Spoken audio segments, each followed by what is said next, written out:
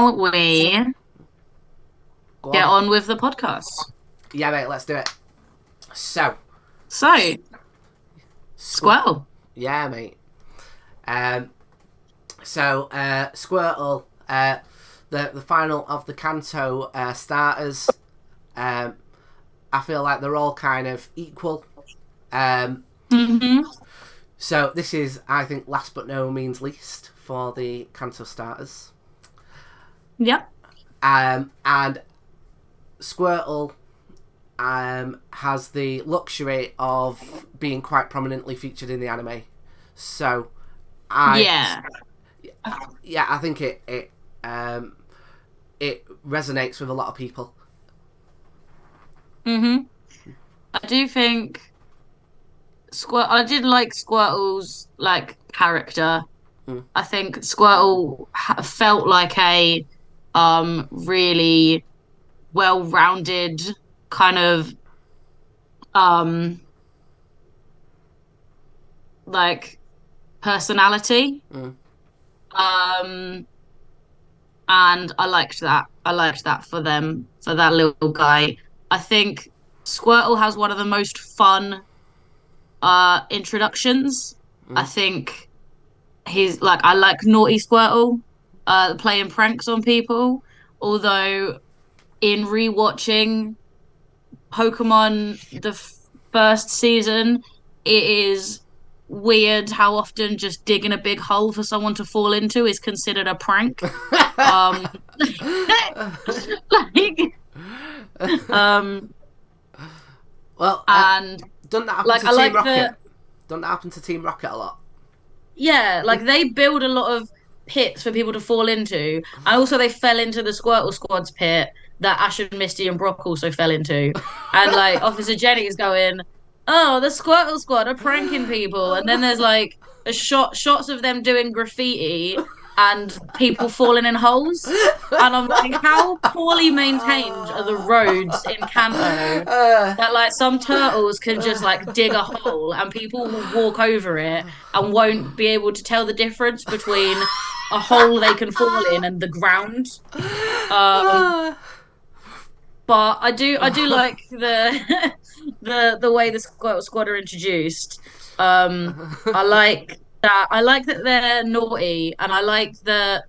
I think it's also a really important message in that episode. Weirdly enough, it's like if you don't give people, children, whatever, like stimulation in their day-to-day lives, that's when they get into trouble. And Mm. like as soon as they had responsibilities, as soon as they were a part of the community, like when they were like the new fire department, they loved it because they had something to do they could be proud of. Mm. When they were sitting around doing nothing, that's when they started getting into trouble.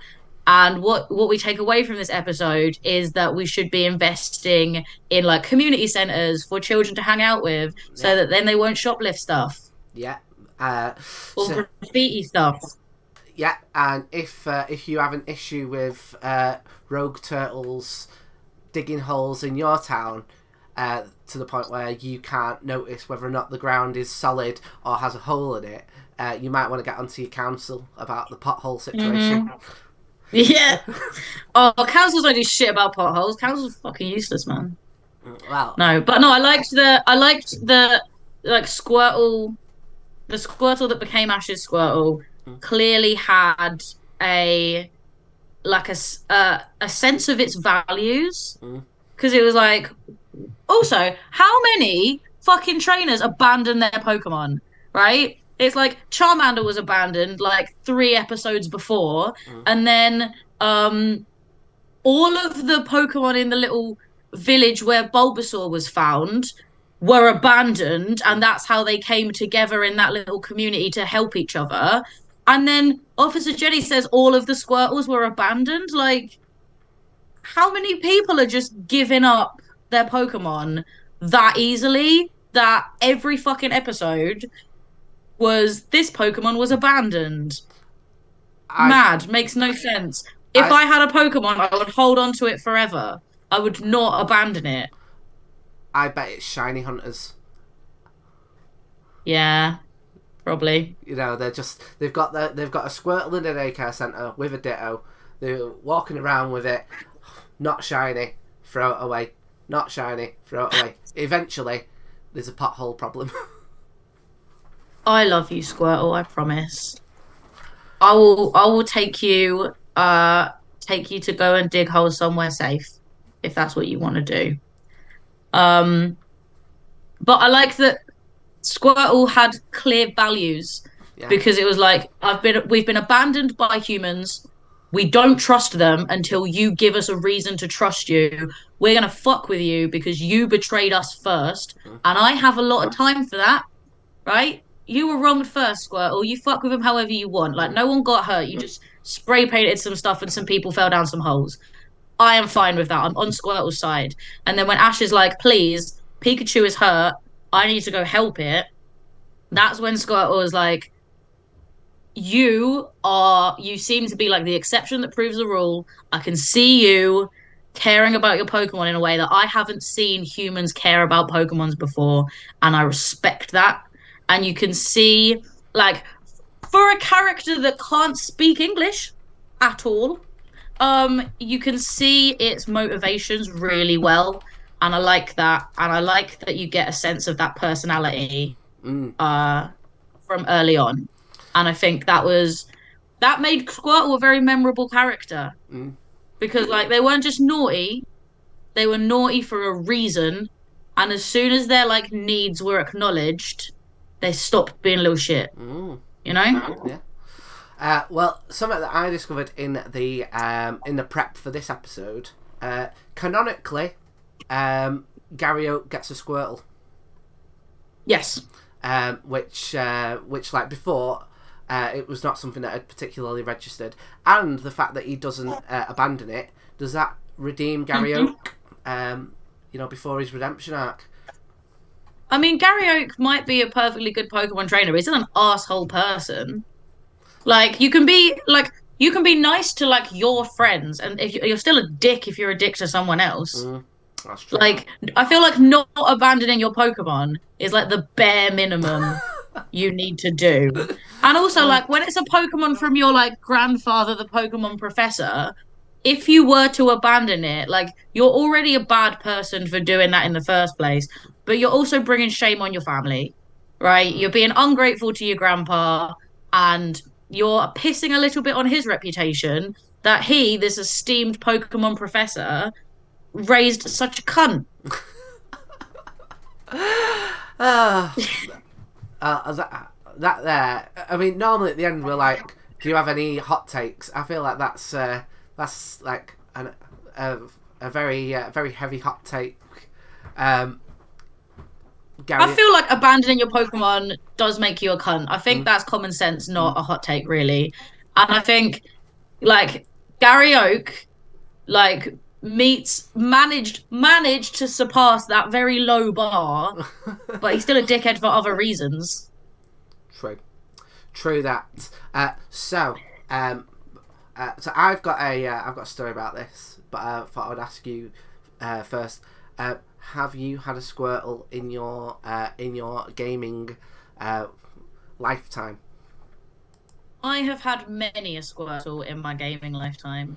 Um, Similar to the stories that I told in the Bulbasaur and Charmander episodes, I replayed Red and Blue again and again and again and again and again.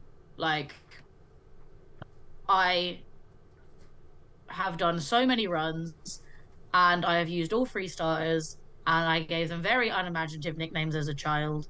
Um uh so yeah, I've had lots of Squirtles. I liked them. They were fine. You know, they make the first gym nice and easy. Mm. Uh and then like they're not bad against Misty, they're not weak against Misty. If you manage to find a Pikachu in Viridian Forest, you're set up. By the time you get to Lieutenant Surge, you're right next to Diglett Tunnel. So like if you can't catch a Diglett when you're right there, like what the fuck are you doing? Um Are they so I feel Diglets? like yeah. Are they Diglets, or are they just Squirtles that are digging holes, giving bad breath? I would love it. I feel like it would tie into the show if you could like a 1% spawn chance in Diglet Cave where there's only Diglets, there's like a 1% spawn chance of a Squirtle that's just hanging out. I would Yeah, like that. yeah. I feel like that would be a cute little nod. If they ever remake the games, they should hire me to be their like Mm. head of Easter eggs. Mate, I'd hire you for that. And that Squirtle that you get has got the glasses on. Yeah, Yeah, like there's a 1% spawn chance of a Squirtle wearing sunglasses. yeah. I mean, it's just occurred to me, right, that like, how could they not have thought of like a third prank? Like, Yeah, because like that, like it's not even just unimaginative for that episode. Like I feel like there's just a lot of falling in holes like, that everyone does. Like when they go to like the Bulbasaur village, they fall in a hole and then get caught in a net. Like there's just a lot of falling in holes in this show. I feel like like when you sort of go, oh, think of the misconceptions you had as a kid, and it's like, well, I thought quicksand was going to be more of a thing, and I thought I'd make my fortune when a mysterious relative died and said I could have £1 million if I mm, spend a night in a haunted house. That sort of shit. That's like tropes, and because they're tropes, they're in everything, but they've never actually happened mm. in real life. I feel like the one that Pokemon gave me the massive misconception is just that you will fall in a hole at some point that someone dug as a joke and just very convincingly covered it up with like mud and gravel somehow so that it it looked completely the same as the rest of the road, but there's actually a big ass hole. And I've never in my life encountered a real hole of such proportions. Um, and yeah, rewatching it as an adult, I'm just like, how are there so many like Team Rocket is really fucking with just the infrastructure of the ground with the amount of holes that they're digging. Like Kanto's, I guess, upper crust of Earth must be like Swiss cheese. Yeah, they're just like, right, what we're gonna do, Giovanni? What do you want us to do? And he was like, well, I've given Dig a out. massive hole. Yeah, this is all we got left. I've given out all the Master Balls. I've given out all the Poke Flutes. I've just got this shovel left. It also feels like a 5 to 5 on a Friday kind of situation where they were like, okay, right, what we're going to do to ash this episode, right? We've got Squirtles, brilliant. They're going to be naughty Squirtles, brilliant. They're going to be playing pranks, brilliant. Right, we're nearly done. It's 5 to 5 on a Friday. What are the pranks that we've got? Right, well we've got them falling down a hole, and we've got them. What was the other one? Graffiti and stuff. We've got them graffiti and stuff, and they were like, well, we need a third And one.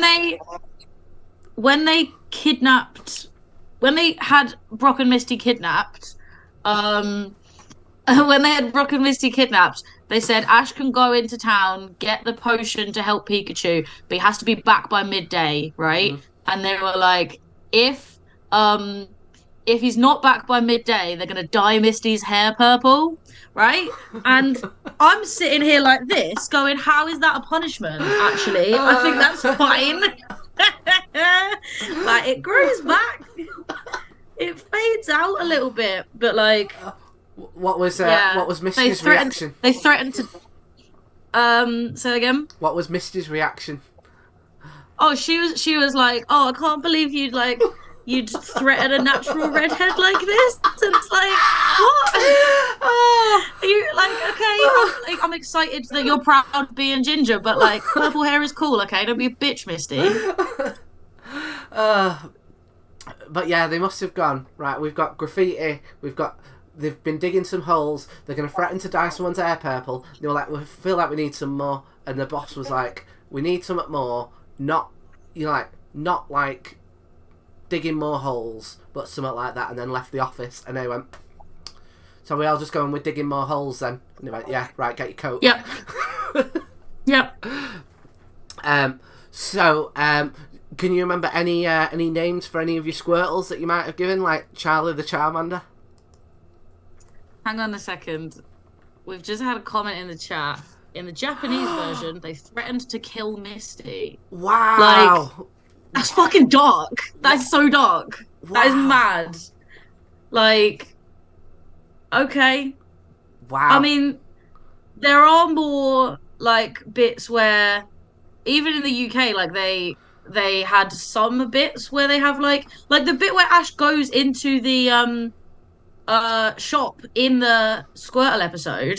He gets there, he surprises everyone, and they all turn guns on him, which I was surprised didn't get edited out Mm. for the English version. Um, Yeah, I was gonna be like I know I'm pretty sure that in the Safari episode, the reason why the Safari episode is banned because he gets a gun pointed at him, and so all of a sudden he's got yeah. all these Tauros. Uh, um, Mm-hmm. but when you were like, oh, when he goes in the shop, I was like, oh, it can't be the gun episode. That's the Tauros one. But yes, Yeah. They do all point guns at, and then because Team Rocket show up also with a big gun. Um, but yeah, and it's just like there was just very casually everyone in like the local shop just like had a gun that they were just like, the fuck are you? And he's like, I would like a potion to heal my Pokemon, please. Like, and that did not get edited at all when it came over to the UK. wow. Um, I get why these Squirtles were like so aggressive then, if that's like normal. Mm. Um, but Well, yeah, so I do you also want to go back have. to your question, or Well, I mean, are we going to talk about guns some more? well, I have two things that have popped into my head. Firstly, um, like how upset do you have to be at a bunch of holes being dug that you're like, oh, another pothole, right?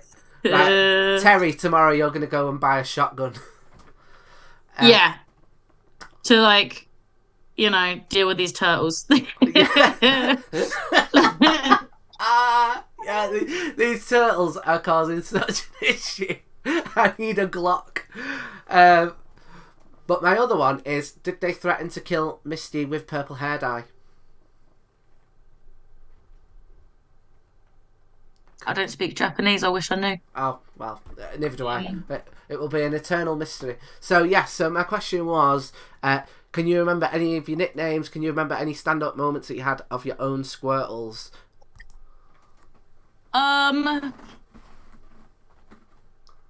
I don't know if I had any particular standout moments with Squirtles. Like, they were fine as a starter, I guess. Like, no issues with them.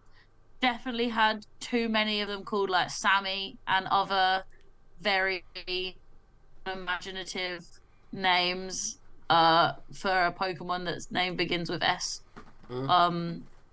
But yeah, I think like it's been a long time since I played Red and Blue, and all of my runs very much blur into like one memory now. Mm.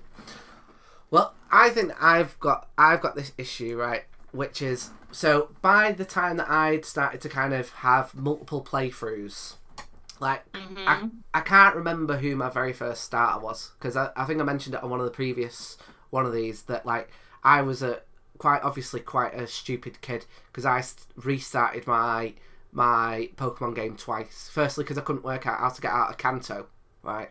Ridiculous, right? Yeah. You know, it's like at You the mean top. Pallet Town? Yeah, sorry, I couldn't work out how to get out Kanto's the region. Yeah, sorry, yeah, I couldn't work out Yeah. how to get out of Pallet Town, right? And then the second one was when the SSN left, and I thought I'd like lost the game, so I restarted again. But but I'm fairly certain that by the point that like Squirtle came along, and I was using Squirtle, I'd stopped giving them nicknames because I wanted to like learn the names of all the Pokemon, and Yeah. and I was like, if like because the nickname sticks, there's a chance that I will not remember the name of like the evolutions.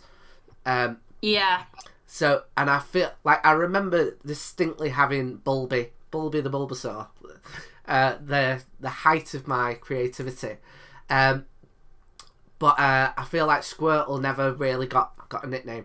But I do have this very specific memory of it. So I'm assuming like yourself, I used to play it on a Game Boy Color.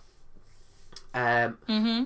And I was playing it, and the sprite for red and blue is like two circles, and that's basically all you've got to represent a Bulbasaur, a Squirtle, right? Mm-hmm.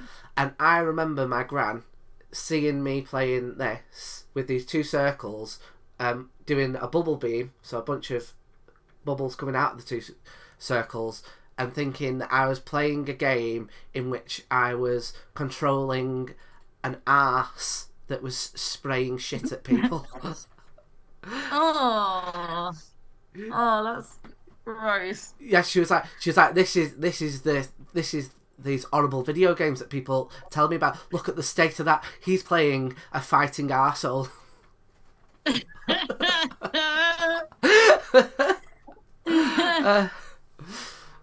So that's my main memory of Squirtle. So should we have a look at their Pokedex entries? Let's do that. Right, Let's do that.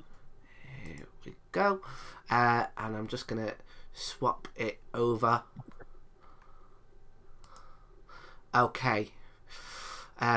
So have you got it up on yours as well? I do not. I can get it up. Uh, I can see it on the Twitch stream now because it's Fabulous. bitch. Well, we've got here red and blue. After birth, its back swells and hardens into a shell, powerfully spraying foam from its mouth, which to me imply. I like Googled it, and I was like, do some turtles have soft shells that harden? Turns out that's true. So I was quite surprised at that. Yeah, I was surprised at that. Called leatherback turtles. That's really cool. Yeah. Ah, That's that's pretty cool. Yeah. I was. I feel like maybe because this is the first one that's, I feel like, quite close to like a real life kind of animal. Maybe they went like a bit more realistic with this one. Yeah. Yeah. I mean, you can see where they've drawn um uh inspiration from things like the real world. Mm. And I guess this is a very like clear parallel with something else, Mm. with something real that exists. Yeah. Yeah, it's not too big of a stretch to go, do you know those turtles? Imagine if they could also, like, spray water. Mm-hmm. Yeah. And Yeah. we've got that in the next entry, which is yellow, which is shoots water at prey while in the water, withdraws into its shell when in danger. Something else that I feel like I picked up on with this, right? Again, this is just because we've done a whole bunch of these now, right? I feel like this might be the first one where it's been giving us almost two separate pieces of information per Pokedex entry. Yeah. Yeah? Like, I feel like other ones... Yeah, I feel like the Bulbasaur one was like, it gets a thing sprouted on its back, and then that was more or less it. Whereas this, it's like, shoots water at its prey, and withdraws into its shell. And these are like things that I think have been canonically put into like the anime, and you know, like one of my key kind of memories of Pokemon Snap, the first one, is when the Squirtle goes into its shell and you've got like fire it up the mountain. Yeah. I get that. Yeah. My question to you is, Yeah. what do you think that the prayers that it's mentioning? Maybe like Skrelp. I don't know. What do they eat? Well, that's what I was going to Like, ask. so it's gotta be a living thing because it's prey. Mm. Do you? Does it eat like Goldeen? Yeah, well, that's what I was going to Don't say. Do know. you think it's eating another Pokemon? Yeah, like Pokemon canonically eat each other. Like it, like it says in the early episodes, like Spearow and Pidgey eat like Caterpie and stuff. So like that's you know Okay, so if you were a Pokemon information that we trainer, are just given. yeah, if you were like a real life Pokemon trainer, and two of you and you had a Caterpie and like a Pidgey, right? And like Pokemart's not for miles. Would you let the Yeah. Pidgey eat the Caterpie?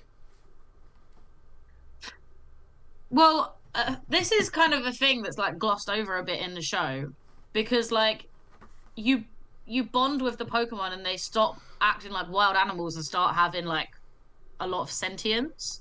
It's like saying like, oh, if you had a cat and a rabbit, um, would you let your cat eat your rabbit because it was hungry? And it's like, if you had like a cat and a budgie, would you let your cat eat the budgie because it's hungry? And it's like, if you've connected with that creature, like presumably you don't want it to die. Um, um,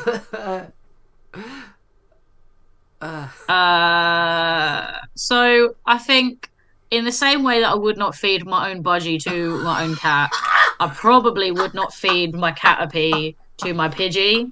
But it's like if you have like a pet snake and a pet mouse, right? And you keep the pet mouse, then you like go to the shop and buy some of the like dead mice from the pet shop that are for feeding to snakes. Like you have a distinction between the mouse that's like your little buddy that you keep in a tank and feed and the dead mice that you buy to be food, you know? yeah, yeah. Like there's a distinction in your own head which is up to each individual person to draw. And if I've bonded with my Caterpie and it's my little buddy, I'm probably not going to feed it to another Pokemon. But if my like Spearow needs to eat, I'm going to go let it hunt some other Caterpie. I think that's a very fair and intelligent question to be asking a very asinine question. Right, we'll go in to see what Stadium's got to say because as we know from doing this a few weeks like a few times now, often blue, red, and yellow like professor and whoever the Stadium professor is have often got beef. So let's see what they've got to say for themselves. It takes time for the shell to form and harden after hatching. It sprays foam powerfully from its mouth. Okay, so I feel like there's still got a little bit of beef going on here for it to be like, for them to be like, like when you if you've done a uni degree and you send in like a paper and then they send you back a load of notes on it. It feels like the Stadium professor went, well, you've not mentioned how long it takes for the shell to harden, have you? I feel like the Stadium one looks like it's the same information as the red and blue one, but it's got like better grammar and uses full sentences. And it feels a bit like, well, I'm presenting the same information, but I'm doing it better. I like the passive aggression in it. Oh yeah, very passive aggressive. This feels like they've brought some of their problems into work with them that day that that they were be like, you know what? I'm not having this bullshit again where you come at me for saying the opposite of what you said. So I'm just going to take exactly what you've written and do it better. Yeah. And who hasn't had a day at work like that? Yeah. For real. So it's me. We've got gold next, which is the shell is soft when it is born, so that feels like that's probably going to be something they're going to bring through. But it soon becomes so resilient, prodding fingers will bounce off it. Right. Who's poking it that hard? I mean, I don't know what Pokemon professors get up to and say as research. Like, in order to get this information, like, it has to be like, I don't know. I don't know. Like for me, Someone is doing something and saying, yeah, like for me, like I sometimes look at it as like because I do writing myself, right? I sometimes yeah, think to myself like someone must have wrote this. Like I sometimes I go like one level higher, right? That like someone must have written this at like the Pokemon Company, right? yeah, And they were like, if yeah. we say if you throw a pound coin at its shell, it'll bounce off. Like that's inappropriate. But what can we say would bounce off? Yeah. And they couldn't come up with anything other than finger, and even finger doesn't feel like it. Just raises questions. They should have gone with something else. But I feel like it's got to be like, right, does something bounce off it naturally in the wild? Probably not. So it has to be someone's made a conscious decision to like, and like you hope no one's bouncing things off newborn baby Squirtles while they're still squishy. Just the Pokemon professor's going, quick, quick, quick! We've got a load of newborn baby Squirtles. Get prodding. They're still So squishy. yeah, yeah. Um, so we've So you see how it goes. yeah. Maybe that's one of the reasons. Like when you like apply to be a Pokemon professor, it'd be like, do you want to be a Pokemon professor? We've got competitive rates. We've got all the newborn squishy turtles that you could ever wish to prod. Like I hope I like to think it happened by accident. Like someone just sort of like just give it a little like tap and was like, "Oh, I bounced right off. That's weird." Um, although the poking and the bouncing and the prodding is also in the silver entry, the Stadium 2 entry, um, and Heart Gold and Soul Silver further down. So it like someone is like found this out and really wanted to make use of this information. They were like the poking and prodding Squirtle information is hot off the press. Get that in the Pokedexes Yeah. now. Um, It's but like if we don't have it in as many Pokedex entries as we can, it's a waste. yeah, And I have poked this Squirtle for nothing. it's like in like March and April time when all of the like roadworks happen, because they're like, if you don't use the budget you're going to lose it. They're like, look, we've got all these turtles in, they've got squishy shells, you need to do something with them now, otherwise we're never going to get a soft shell turtle in ever again, so you get prodding, Professor Oak. But we do have a change for Crystal, which is when it feels threatened, it draws its legs into its shell and sprays water from its mouth, which I don't know if that's to do with the prodding now. Yeah, maybe people were like poking these baby Squirtles and then they withdrew into their bouncy shells and someone was like, oh, that's some new information. Because it's like, it says when it feels threatened. So you have to know how that Squirtle is feeling. You have to know that you threatened it. Oh, this again. This feels like morally dubious ground that these professors are are operating in. Look, how do we know it's not threatened unless we're just poking it? Yeah. Yeah. And like, yeah. Um. I feel like some more context would definitely help because I don't have a high opinion of Pokemon professors right now. No. And it right. You can even see there with Ruby and Sapphire, right? That like you can have more than one line, but they've chose not to use it. Yeah. They were like, no, Yeah. it's clear enough why we've been poking and prodding these turtles. Yeah. But I do like the direction they go in Ruby and Sapphire because they change it and it talks about um it's the shape of its shell and the grooves on its surface, helping minimize resistance in water so it can swim at high speeds, which I think is a fun little bit of extra protection, extra information. Mm. Like that's very cool.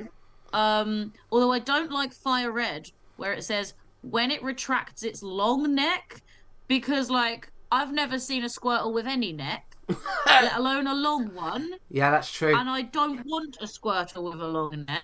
If anyone would like to draw a Squirtle with a long neck to just give me the ick, do it. Because Oh. I am intrigued. But like look at a Squirtle. Have you ever seen a Squirtle with a neck? No, its head just comes like directly out of its shell with no neck. Right, mate. And if it's got a long neck, like you can go through the entire like page that you're on. Every single picture of a Squirtle on it does not have a neck. And now I'm thinking about having a like a twisted up, like long neck coming in and out of its shell. I don't like it. I'm not here for it. Mate, I feel like Not. you have played with fire right there. Because if there's anything that I have learned about the people who watch and listen to this podcast, like the moment that they've heard, right, if you want to draw me a long neck Squirtle, it will freak me out. Like, that's what's going to happen. That's what they're going to do. That's what they're going to do, though. I guarantee you right now, right, I know that Saf is like not watching the full stream, but I can guarantee you right now, Saf is in Legoland going. For some reason, I've just got this idea to do a long neck turtle and send it through to Kirsten. It just feels like it's gonna be like so gross, like with just a long neck coming out of a head hole, Mm. which shouldn't have that. Like I don't like it at all. Well, well. Like it's bad. It's gonna be so bad Luckily, because I've never seen it either, and let's hope that that it never becomes like full on canon in the Pokemon universe. I mean it is because it's like in the Pokedex, it's canon, but like this is a very just rough. Like, how bad does that look compared to what we want a Squirtle to look like? Let me just put that full screen. Isn't that traumatizing? Don't you hate it? Do you know what that looked like? That looked like long neck turtle coming up. I told you, Saf would call you on that. Like, but do you know what that reminded me of? Did you ever play those like you know those like games? Not games. It's like a toy that's like all on strings, and it's like got a base, and it's just you press the base, it goes. It looked like someone had pressed the bottom of it, maybe poked its hard shell, and made it go. yeah.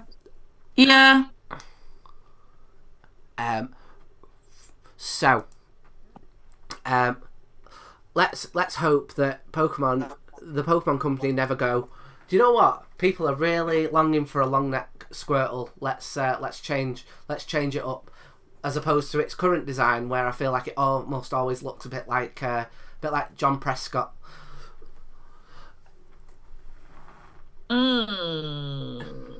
Yeah, Yeah. just someone just there with a collar on. That there's absolutely no distinguishing difference between its head and the rest of its body, and I'm happy with it to be that.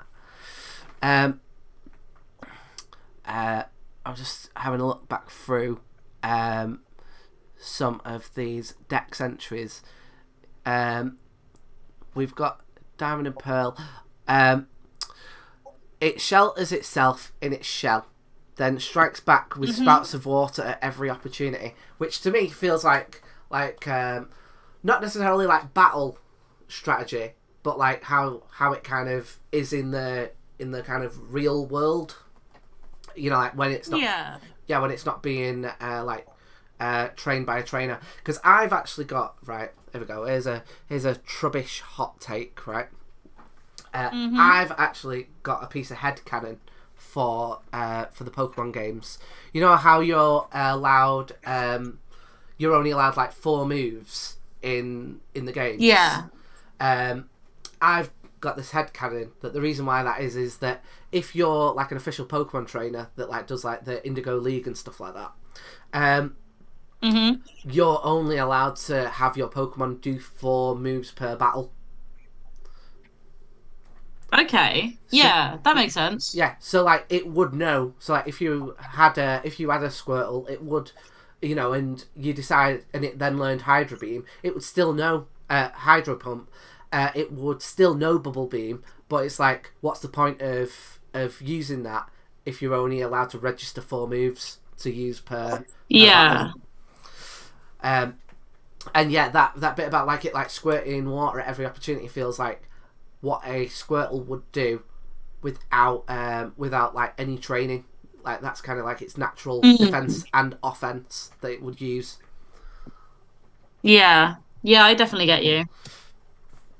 Uh, Um, yeah, because that's like its signature move, isn't it? mm, uh, okay, so we we are actually powering through these because we've already done Heart Gold and Soul Silver, and they've used all 3 for Diamond, Pearl, and Platinum, which to me seems lazy. Um, Mm-hmm. and I they mean, and they reused it for Black and White and Black and White too. Lazy.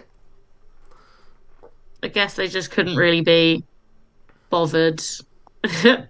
Mm. Well, like it must get to like I'm not sure of the official numbers, but like come Black and White 2, they must have like 500 at that point. Um, Yeah.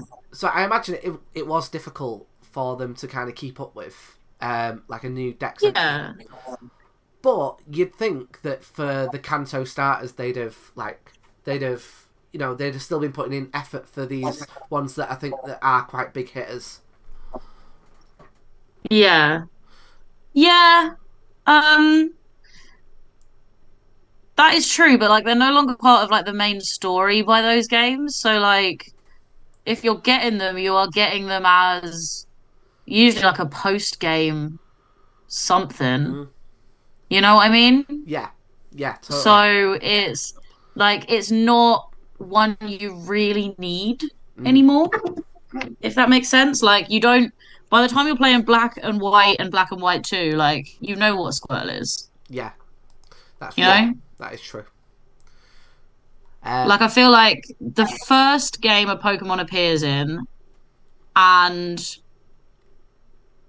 any game where it has like a significant plot should have a really good Pokedex entry for it. mm. If it's like something that's just appearing later, makes like a cameo appearance, then never mind. Don't worry about it.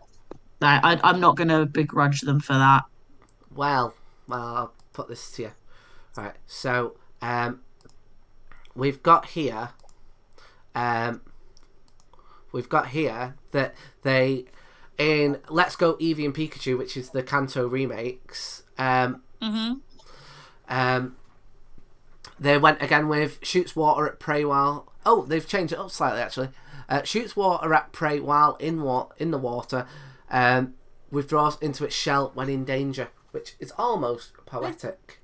But They've phoned that one in a little bit. That mm. feels like that's not a full sentence. And what does it mean? Shoots water at prey while in water. What's that gonna do? So I guess what it means, is Squirtle's prey on the bank, Oh or is it yes. also in the water? I originally Is read it that like, as like a fish in the water, and then it's spraying more water at it in the water. or is it like hiding in the water and then spraying onto the shore? So like Mm. anything that's living by like the side of the river, that's Squirtle's prey. I think that there makes more sense. So that means that it's almost like a crocodile at that point. Yeah. Um, and we've got our final ones. I'll tell you what I'm surprised at, right? So we've got here Sword and Shield, retracts its long neck into its shell. Brought that back, mate, just to upset you for Sword and Shield. Just to creep me out. Squirts. Oh, that's something I was going to ask you. So the you know the Squirtle plush that you got given, does that have a long neck, or is it like sewn onto the It shell? has no neck. It has no neck. Look, it's just stitched directly onto the shell there. No neck whatsoever. No neck. I think that's because if they had given it a neck, it would have not sold a single one of those plushes. Could you imagine if like it did like its entire body was hollow and stuffed with a long neck and you could like pull its head out Well, on its long neck? like Stretch Armstrong. Yeah. Except Oh. I would hate it. I mean, do turtles normally have a long neck? Like, it feels like that's not something that they're known for. I don't think they do.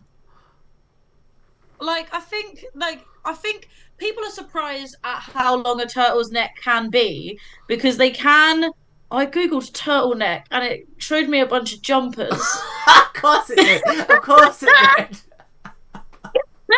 Because like they are hidden within the shells, and but like so I guess people are surprised when they can reach out with their neck Yeah. because they're used to them being, but like, I don't think it's weirdly long. Right. Well, that's good to know. Because like, right, so But having said yeah. that, like a turtleneck jumper is like called that because it has such a long neck. So maybe they do have massive necks. Well, they've got their neck has got to get all the way out from under the shell, but like, I wouldn't necessarily but it feels long enough to be logical. Yeah. It doesn't feel like this Squirtle already has its head out. You know what? Like, You saying the word shell has just reminded me of that I did give my Squirtle a nickname. oh, did you call it Shelly? Call it Shelby. Oh, Shelby. yeah, call Ah. it Shelby. Yeah, and I think I must have thought I was the height of humour at that time. I remember, right. This is going slightly off Pokemon topic, but a couple of years ago, I came across what I consider to be the first joke I ever wrote.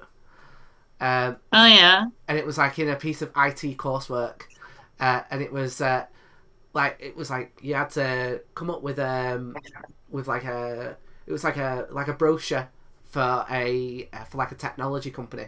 So like I think it was a gaming thing. So it was like if you signed up to this fictional shop, you could get like offers on Pokemon games. You could get offers on like Star Wars merchandise. And one of the things for signing up was a £3 to be able to be spent in any pound shop. And the moment I read that, I thought I was the height of hilariousness the day I wrote that. Oh, what a sad little 14-year-old I was. I mean, everyone's got to start somewhere. That's true. That is true. And I wrote that one joke, and I've been doing comedy for 10 years now, and you never know, I might write a second one day. I look forward to the day. So do I. Okay, well, should we have a look at Smogon and then look Yeah. at wrapping up the Squirtle episode? So we have got should have popped up. Oh, what's going? Do you know what? I always set these up, and then it never it never works.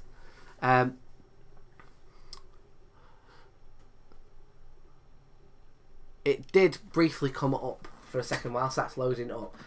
All of its stats were in the red, which I think is to be expected, as it is just a start of Yeah. Pokemon.